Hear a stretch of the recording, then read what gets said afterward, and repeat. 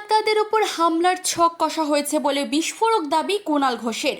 ভয়ঙ্কর প্লট তৈরি হয়েছে।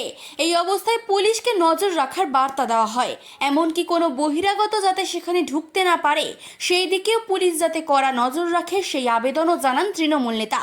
এই বিষয়ে একটি অডিও ক্লিপ সামনে আসে যেখানে দুটো ব্যক্তিকে হামলার ব্যাপার নিয়ে কথা বলতে শোনা যাচ্ছে। এই বিষয়ে জুনিয়র ডাক্তারদের সাবধান হওয়ার কথাও বলা হয়েছে। একজন বলছেন সাহেব অর্ডার করেছে ওড়ানোর জন্য, আর একজন বলছেন অর্ডার হলে করে দে। ওপাশ থেকে সবাই প্রশ্ন করছে যারা পার্টনাররা আছে। অন্যজন বলছেন যখন বলেছে কিছু একটা ভেবেই তো বলেছে। এবার প্রথমজন, আমি এত বছর এই কাজ করেছি কোনোদিন ভয় ডর লাগেনি, কিন্তু এখন এটাতে বিবেকে লাগছে করাটা কি ঠিক হবে? ওরা তো লোকের জীবন বাঁচায়। অর্থাৎ একজন বলছে যে আমি এত বছর এই কাজ করেছি কোনোদিন ভয় ডর লাগেনি, কিন্তু এখন এটাতে বিবেকে লাগছে করাটা কি ঠিক হবে? ওরা তো লোকের জীবন বাঁচায়। দ্বিতীয়জন বলছে তোকে তো ফাইট টু ফিনিশ করতে বলেনি, তোকে তো ফাইট টু ফিনিশ করতে বলেনি। অন্যজন বলছে ছেলেরা মদ খেয়ে যায়, মারতে গিয়ে যদি বেহাদ কিছু হয়ে যায় সেটা তো চিন্তার বিষয়। অন্যজন বলছে সেটা ওকে বল, আমার এরকম মনে হচ্ছে কি করব।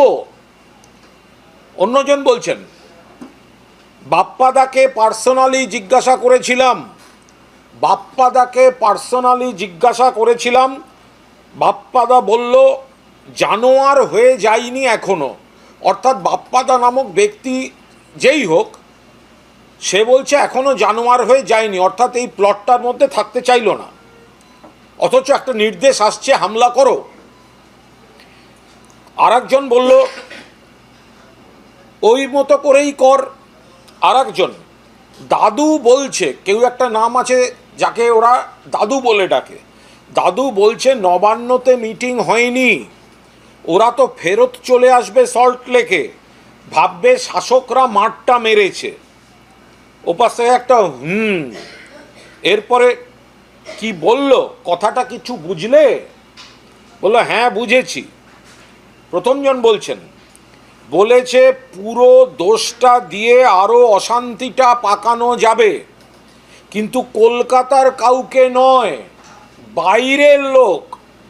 ঠিক আছে দেখছি, ওরা তো ওখান থেকে প্রেস কনফারেন্স করছে, আমরা দেখছি কন্টিনিউ। কি করব?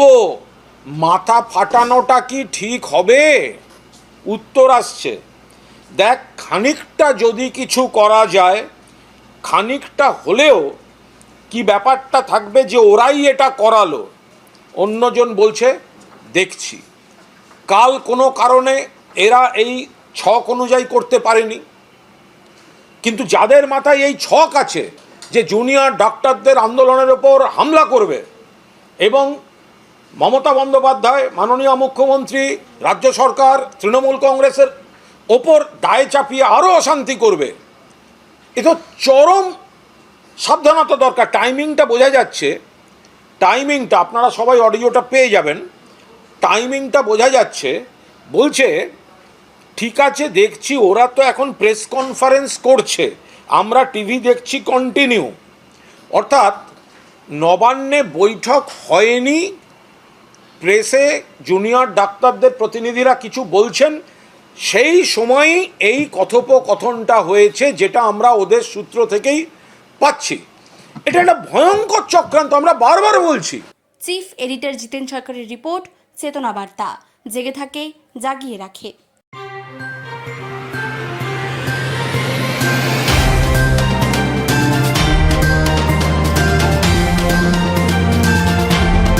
চেতনা বার্তা, জেগে থাকে জাগিয়ে রাখে।